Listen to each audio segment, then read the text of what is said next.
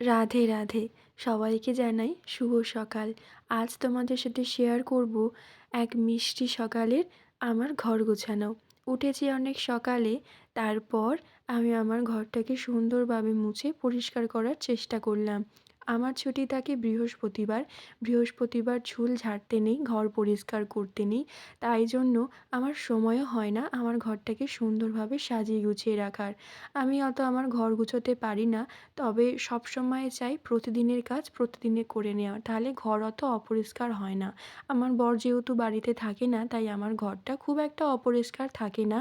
কিন্তু ধুলো পড়লে সেগুলো তো মোছা করতেই হয়, তাই ওটা মাসে একবার করি। আমার ঘরে অত ধুলো হয় না।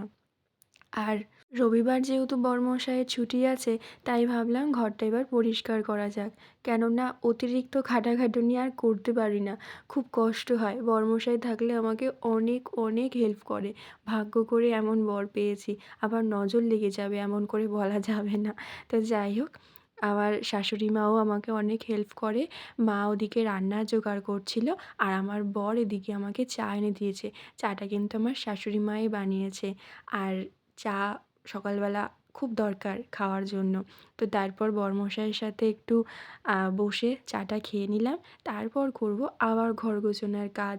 আর আজ আমার ননদিনী, মানে মাস শাশুড়ির মেয়ে, আসবে আমাদের বাড়িতে আইবুড়ো ভাত খেতে। তার জন্য অনেক কাজ আছে, আয়োজন করতে হবে। যেহেতু আমার বরমশাই রবিবার বাড়ি থাকে, তাই সেই দিনই আসার জন্য বলা হয়েছিল আইবুড়ো ভাত খেতে। আর ওদিকে শাশুড়ি মা সব আনাজপত্র কাটাকুটি করে জোগাড় করছিল, আর এদিকে আমি আমার সেই ফাঁকতালে ঘরটা গুছিয়ে ফেলছিলাম। আমার পার্লার প্রত্যেকদিন বলতে গেলে রবিবারের সকালটা একটু অফই যায়। বরমশাই বাড়ি থাকে, আমার আর ইচ্ছা করে না পার্লার যেতে। তবে অনেক কাজের চাপ থাকলে চলে যাই। বরমশাই বলে, বন্ধ করতে হবে না, আমি চলে যাচ্ছি তোমার সাথে, চলো গিয়ে বসবো।" আসলে আমি আমার বরের সাথে টাইম স্পেন্ড করতে একটু বেশিই ভালো লাগে। তোমাদের কেমন লাগে একটু জানিও। আর আমি আমার ঘরটাকে পুরো ভালোভাবে ধুলো ঝেড়ে, ঝুল ঝেড়ে সমস্ত কিছু পরিষ্কার করে আমি আমার আ সুন্দর করে ঘরটাকে সাজিয়ে নিলাম। আর আমার বর আমাকে ওখানে অনেক হেল্প করেছে। আর আমি কীভাবে কাজ করছিলাম চলো তোমাদের সাথে শেয়ার করি। গান শুনতে, শুনতে কাজ করতে কিন্তু সবার বেশ ভালো লাগে। চলো একটু দেখে নাও।